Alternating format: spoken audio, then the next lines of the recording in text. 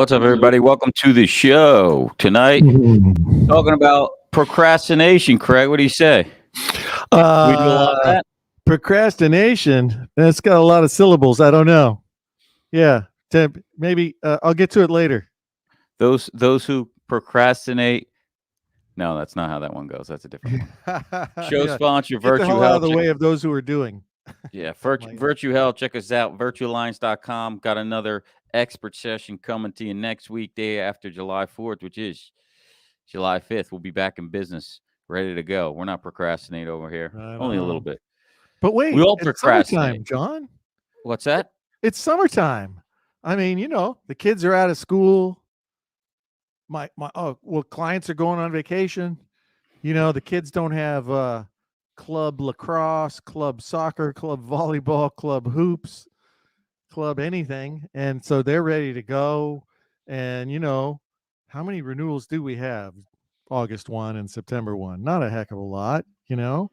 So we'll do like the guys on Wall Street do. We'll leave and come back in the end of August. I wish I structured my book more that way, because I loaded myself up with 8 ones. But when you're new and you're desperate, you take whatever the hell you can get. That's a You build random your date. block, right? No, I got a lot of 8 ones. That's one of my bigger months here. So, yeah, no, I gotta keep working. No procrastinating. What do you want to talk about today? Look, I think just the concept of I think that the tease on the email was that you got to build a muscle, right? You got to build momentum, and you got to have motivation. And I think that's where a lot of people fall off the wagon, if you will, is they got a lot of people set goals, but I learned a great line from somebody. It's like goals without deadlines are just wishes. There's a lot of wishing going on in our industry. I'm going to write 20 new cases this year. And then it's just, it never seems to happen. Everybody falls apart. And so that everybody has to recognize, that procrastination tendency, it's hardwired into our brains. So you literally and figuratively, you have to fight it. You have to resist it. You got to get education on how to overcome that. And there's a lot of good resources to overcome procrastination. One of my favorite guys ever, when I was trying to get unstuck in my business, was John Asseroff. Go over to his My Neuro Gym. He's got tons and tons of different speakers and experts. Really solid. Just like anything in life, you have to get empowered with new strategies and tactics to overcome regression to the mean, status quo. That thing we sell against every day? Well, pretty much, we all have status quo in our lives. And you got to overcome that if you're really going to be successful and realize your potential. We all have unlimited potential, but we have a hard time realizing it. I meant to order this and I never did. I guess I procrastinated on it, but this is an interesting image here. It's a poster. We all get 4,000 weeks in our life.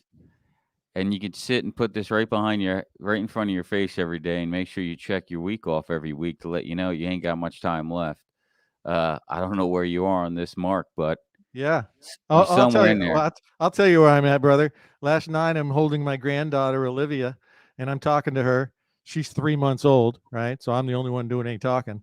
And I was like, she was crying, and to me, I mean, she just looks darling even when she's crying. And I said, look, sweetheart, you're 3 months old. Right?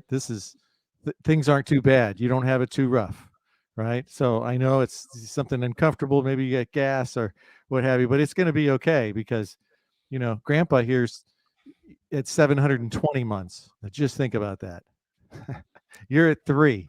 You got a whole lot of living to do.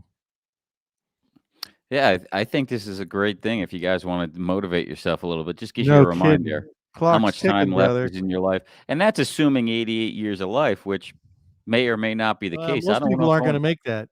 No, I don't want to live. I don't know if I want to live to 88. Just give me, it's all about the quality of life, right? You don't want to glide into a death, right? You want to live a rich, full life where you do what you want and then you just drop off the end of the table.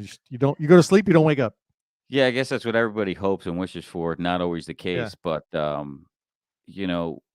well, That's just one thing to remind you of, right? I like to use things that are, that jump into your subconscious, things to look at. We're talking about Yeah. goals, and I hate the word goals because it's so, it's overlooked now. It's just such a common word that everybody uses that, but Yeah. really, It what seems is a diluted. goal? So, Peterson, with Jordan Peterson, if you guys watch him, just talk about, we're us as human creatures, we have to have something to aim at, right? A Yeah. target, right? We're a target to aim at. You're waking up, you're depressed, you got anxiety, you don't feel like there's anything in life. Well, if you got nothing going on, that's the problem. You got nothing, you got no target that you're aiming at. And us as human beings or creatures, employees that you got to give them a target, something to aim at, something to chase. I mean, what did Belfour used to say? The beauty's in the struggle.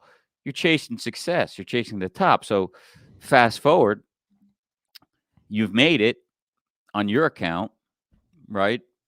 What else is there to aim for? What target are you setting now? You might have to Yeah. set a new target. Is there a new mountain to climb, or does more zeros in a bank account not excite you? Have the same excitement. Yeah. Sometimes it goes away. Craig, what's your favorite line? Comfort Comfort. kills achievement. Yeah, there you go. What were we gonna Yeah, and say? I knew you were everybody's got asking a something. different appetite, right? So some guy goes, "Look, I got my book to 300,000. I don't have any employees, you know, I'm cruising." That's fine. That's cool. That's great. That'll work. That'll go away. Okay. Somebody else, it's $1 million book. And so everybody has their own appetite. They have their own ceiling of complexity. They have their own comfort level. And it's natural that when you hit that, you're going to say, I'm good. I'm good. If I lose a case, I'll figure it out how to get it back. And almost every broker does, right? Everybody has a 95, 96% retention ratio. That's nothing to brag about. It's just because human beings hate change and your clients don't change and nobody else's do either, generally speaking. And it's not until somebody leaves or some new, the new kid in town or the new sheriff in town comes and takes a couple of your cases and then suddenly, oh, dang it, I got to pay attention. Okay, I'm going to start selling that shiny object, or I'm going to make sure I can do that too. And that's typically what most people do, and they wake up and 5 years from now, their book's still 300,000, despite inflation, despite everything. Maybe it's 330, and in 10 years from now, unless you can literally, find a big enough reason why, because we can all change just like that. But we have to have a big enough reason why, and whatever that is, maybe your kids, you want to send them to private school and public instead of public school. You want to buy a building instead of paying rent to the landlord because you're sick and tired. You realize after 15 years you probably paid for half the building for this guy, and so you want to buy the building, and you want to pay yourself more money. You want to buy your spouse a car. You want to go on nicer vacations. You want to have more money so you can make better choices. You want to donate more to your church. You want to be a philanthropist. You want to invest in Bitcoin when it's going down. You want to invest in the stock market. Whatever it is for you, you've got to find something to go after to pull yourself out of the procrastination wheel of, oh wait, I've got to go. I've got to go do this. I've got to go to that conference, and I've got to go and I got to learn about this, and I've got to know every answer about MSK, COEs, DPC, RBP, map programs. I mean, my God, our industry never stops coming out with new stuff. And so that is not the secret to success. Nobody cares how much you know. Talking about investing, I was watching Cardone the other day, and somebody raised, should I be investing? What should I be investing in? This, that, and the other. Stock market, Bitcoin, blah blah blah blah. Real estate, which is his big thing. He goes, "You shouldn't be." How much do you make? Do you make under 250,000? He says, "Yeah." He says, "You shouldn't be investing shit except for yourself." Okay, so those out there that What a are under concept. 250,000 net, if you're making 250 or under, and you're investing in anything other than yourself, not going to give you the best return. The best return, yet unpredictable, is in yourself. So 250,000, the best thing you could do to stop procrastination is have an accountability coach. And I don't mean specifically accountability, an actual coach. Look, Yeah. I'm learning the guitar, and I have a guy that, twice a week at least, that we meet at a specific time, and I have to do it, and I dread it. I dread it before because I wanna say, "No, I'll do it later. No, I'm gonna play. I just wanna play later. I don't wanna do it right now. It's not a good time. I'm not feeling it." But because you have the coach and I prepay for it, and I told him, "If I don't show up, you're keeping the money. You get to keep the money." That's your trigger. You knew So you just reverse engineered yourself and go, if I pay for it, I'm going to show up. yeah. So, having somebody that and the thing is like, I'm embarrassed if I don't practice. So, like, he'll give me some stuff in a lesson and then, you know, it's daytime, it's day of, and I didn't practice that much the night before. I know I gotta get my ass going and practicing because 'cause I'm gonna be too embarrassed to show them, "Hey, I haven't been doing anything." Yeah. Right? And so, I think that's what the coach does is get your ass in gear to set what you wanna set, whether it's X amount of calls or this amount of prospect or see this amount of people. I mean, just a hack that I've found on myself with trying to learn the guitar is, again, Yeah. having somebody that's coaching you, but at the same time, it's forcing you to be held accountable. So if Yeah. you're supposed to make 50 calls a day or an hour a day of cold calling and you don't do it this week, I gotta do it next week. But if Monday morning you got to do a review or Friday you got to do a review with your coach on how the calls went, well, you're a lot more likely, excuse me, to make those calls. It's Yeah. just it's just a reality. And you have And to be and you gotta be and honest with yourself is what actually works, right? I used to be, I mean, I talk from experience. I used to be the young guy whose critic would say, "If I know everything, then I can answer every objection and they'll have to do business with me." Right? Because I had we all have critics. We all have lots of critics. It's wired into our brain. Because what happens, the way the brain works is you have a positive experience and the brain goes, okay, great. But 200,000 years ago, we were wired to be cognizant, to be aware, to be afraid of things that could kill us or eat us. And we would look around and go, right? It's like, can it kill me? Can I eat it? Can I screw it? And so that old brain is in all of us. And so what gets really hardwired into our brain? Negative experiences. What do negative experiences do? They cause you to tell yourself these stories about the way the world works, about who you are, about what your limitations are. And they're all just stories and they're not true. And so your ability to invest in yourself, John, I think it's so key. Investing in yourself, in my mind, being on the other side of being young and dumb and having, the wrong messaging. When I say nobody cares about how much you know, it's like you don't need to know every possible answer about how a high deductible health plan and an HSA integrates and how, specialty pharmacy carve out and a map overlay can integrate with a fiduciary PBM and how to how to write a direct contract with a hospital, which is a joke. You could never figure that out unless you're a lawyer. Figuring out, who's got the best surgical bundles. Where's, do I need MSK? What about DPC? God, there's 6 different kinds. I mean, which kind do I need? You're right. And you can have all of this knowledge. You can be so smart, but if you don't have anybody to tell it to, or you're not skilled in telling it to somebody, and you again, we love to tell our lives. I can't tell you how many brokers you and I have met, John, that have a 90% close ratio. Man, if I could just get in front of them, I could close them. I mean, what a load of hooey.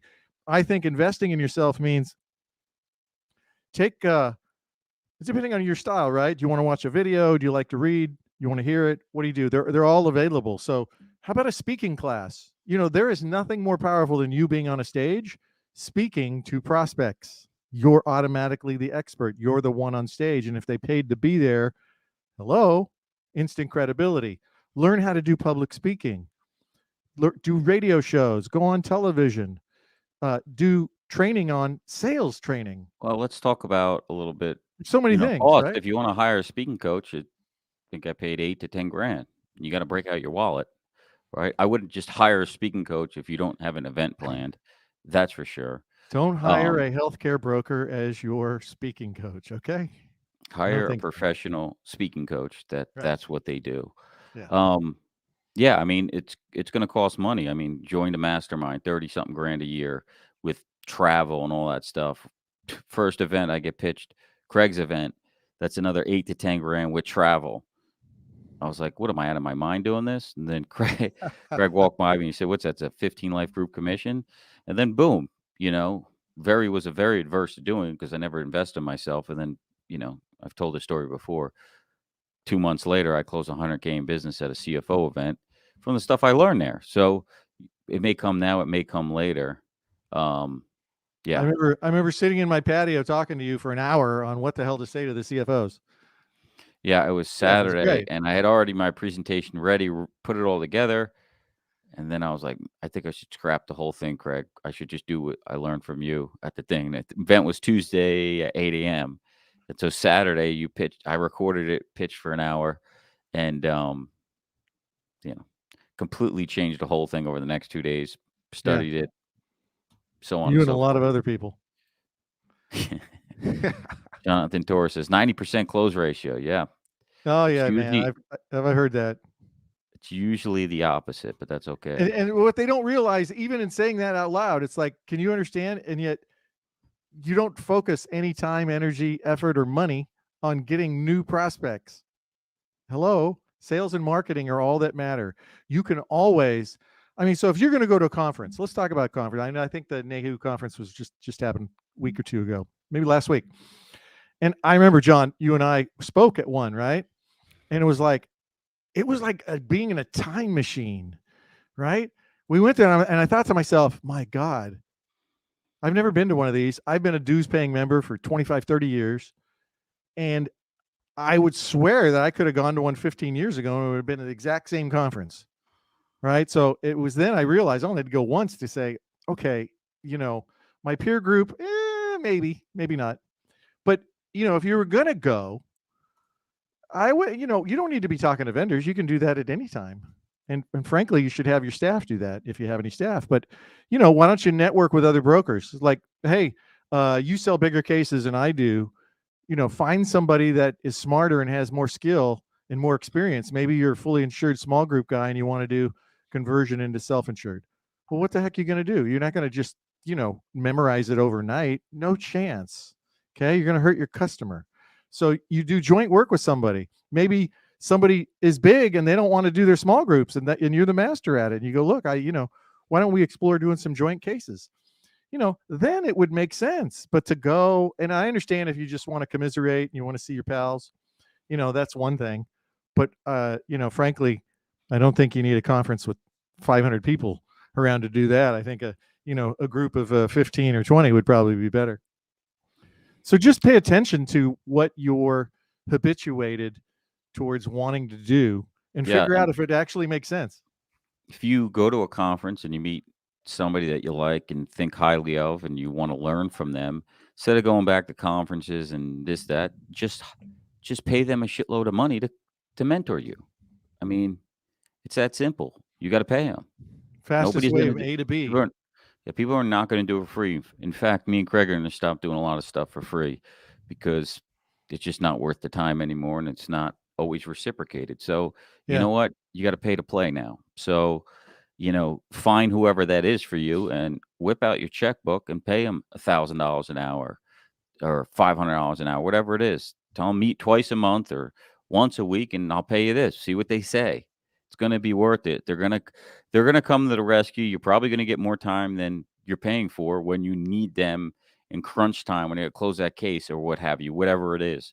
Um, they know probably a lot more than you know and been in different situations, different experiences. I mean, the stuff that I learn now on the wholesale side and self-funding, it's just your learning curve goes through the roof because you're dealing with hundreds of cases every year now. So it's just worth it, you know? Yeah.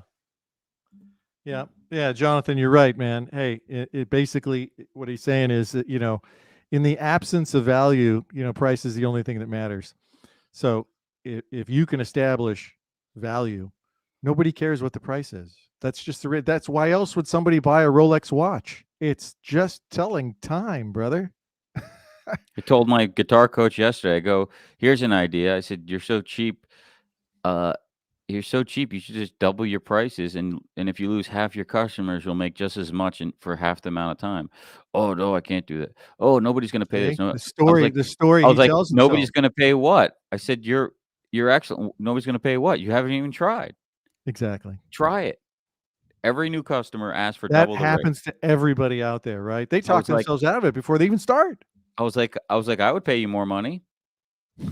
I was like, "If you told me the rate's going up, I would pay it because 'cause Yeah. you've showed value and you're good and I'm learning." So, You talk about the Pareto Principle, right? The 80/20 book is really good.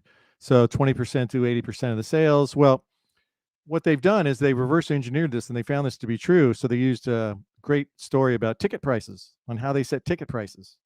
Holy cow. So 80/20 of 80/20 of 80/20. You keep going down and it keeps working. So 80/20 of the 80/20, right? If 20% does 80% of your revenue, then 4% does 64%. And 20% of that is 0.8% does, what was it? 20% of, where was I? 48? Yeah. So even less than 1% can still do 10% of your revenue. So, I mean, that's why you can have ticket prices at the Super Bowl and somebody will pay the $25,000 a seat price. You think, no, oh, come on. Well, the average is 3,000 in the arena, but somebody's paying the $25,000 seat price. And they only learn that by just saying, well, let's just charge it and see how much these people are willing to pay. And g it's yeah, stuff works. he has no idea. He told me one of his clients is the Facebook ad manager for, like, Facebook or something like that. Yeah. I'm like, "You know this guy's got tons of money. Like, where do you think he's gonna balk at that price or not pay it? If you're training him and he likes your training, Yeah. come on. It's p It's it's not what it's peanuts." worth to you. It's what it's worth to the buyer. That's what that's what brokers for, they don't Yeah, I it's wanna learn faster. yeah. I'm paying for more lessons. I wanna Brokers learn tell me as it's fast as expensive. I possible. say, I would never hire you to sell a Rolex watch because you'd only pay for a Timex. You can't disassociate your biases with the buyer's need. And some buyers need to pay a high price because they believe that you're better if you charge a high price. There's a shocking number of people who believe that. And so they're willing to pay. So all you do is hurt yourself. I mean, there's a great story, John. Double your prices, lose half the people, and make the same amount of money with half of the time commitment that you currently have. Oh my gosh. There might be a lesson in there, everybody. Yeah, that's for One new sure. A client, two new Let's A not get clients off track and replaces. wrap it up here before this holiday weekend for these guys. All right. 4,000 weeks in your life. Yeah. So I think again, we procrastinate because it's so easy. I mean, the technology, I'm addicted to it. I'm not going to lie. That's the biggest distraction I have. If I could eliminate that, I would be in a lot better shape, but I keep Yeah. looking for the dopamine button. Bing, bing. Yeah, but That's all that is.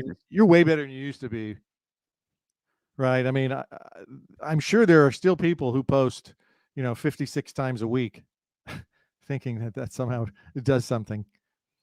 But no, it's all about chasing dopamine. So procrastination, you want is you're looking for gratification, you're looking for dopamine, fast, fast. That's the phone, that's the this, that's the that.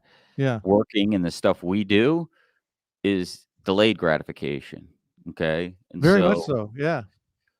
yeah. So it's something that you gotta fight through. What are some mental things that Craig, from reading that will help with, uh, these things, creating the habit? Yeah. You know, it all depends. You can't willpower your way into getting 20 new sales. There's no such thing. So, sit down, get calm, get in a calm place and write down if you want. Write down the stories you tell yourself. Right? What does the critic inside you tell you about yourself? I'm not smart enough. Right? I don't. I'm too young. I'm too old. I don't have a nice enough car. I don't wear nice enough clothes. I don't make enough money. I don't. Write down these stories so that you can become aware of the unconscious messaging that you're responding to unconsciously, because that's what's happening. And that's why you end up procrastinating, because there's a trigger. It might be like John likes to, John tells himself this story. I'm Italian. I'm Italian. I grew up in it's a very hostile environment, right? And so I respond. It's like, so that's a story he tells himself. And so what happens? You got to recognize, all right, what's the trigger? What does the client say to me that triggers me into, oh crap, I'm not worthy. I'm going to lose this case. And you tell yourself all these crazy stories. Is it something they say? Is it, oh boy, let me tell you, tonality is a really big deal that triggers a lot of people. For John, if the guy gives him a certain look, it's like, okay, are we throwing down? Right. And so everybody has different triggers. You got to recognize those things and then sit down and figure out, okay, look, what do I really want? Why don't you write those things down? What do I want intellectually? What do I want financially? What do I want physically? What do I want emotionally? And after you write them down, you have to look at them. And depending on who you are, you might have to look at them a couple times a day. Look at them when you wake up in the morning. Look at them before you go to bed at night. So you program your brain to think the positive thoughts, to create the positive self expectation that manifests into reality. And you don't know how it happens. The case just drops into your lap because you're doing the right things in your marketing and your networking and your centers of influence, and it falls into your lap. And people say, look at you, and they go, man, you're lucky. And I go, yeah, no such thing, right? While you're off, playing video games, I'm doing what needs to be done. I do the things that unsuccessful people won't do, and so success is inevitable. So, create the goals, come up with deadlines, hold yourself accountable. If you're better at being accountable by paying somebody, by God, for all sake, yeah, pay somebody to make you accountable. I know there's a bunch of you who pay people to go to the gym because that's the only way you'll get to the gym. Now, the dirty secret with the gym is the habit is more important than the effort. If you just went to the gym, even when you didn't feel like it, and you just did kind of a half-ass workout, the habit will become ingrained in you so that you can't not do it. And so the same thing works in the rest of your life, in your business life. So figure out what really motivates you, what things are going to inspire you to do something different, and then really concentrate on your efforts, on where you place your attention, your focus, and then align your money. Put your money where your mouth is and get through the learning curve as fast as you can. And that learning curve is about how to sell, how to market, how to be a better presenter, how to be a better speaker. And those are the things that will make you money, not being a techno weenie. It's I'll my send it opinion. there. Holiday weekend. Stop procrastinate. Go have fun. Procrastinate this weekend. Cut the shit off on Tuesday. Yeah, get your butt back to work on Tuesday. Get to going. Especially if you took a vacation. Vacation's over. Just because it's summer don't mean it's vacation still. Yeah, But you don't get the whole summer off. a lot of opportunity. I just saw a couple 10-1 renewals, and they took a pretty good pop. I talked to Saw a guy today, 35% rate increase. I saw a 60 already. Wow. 10-1.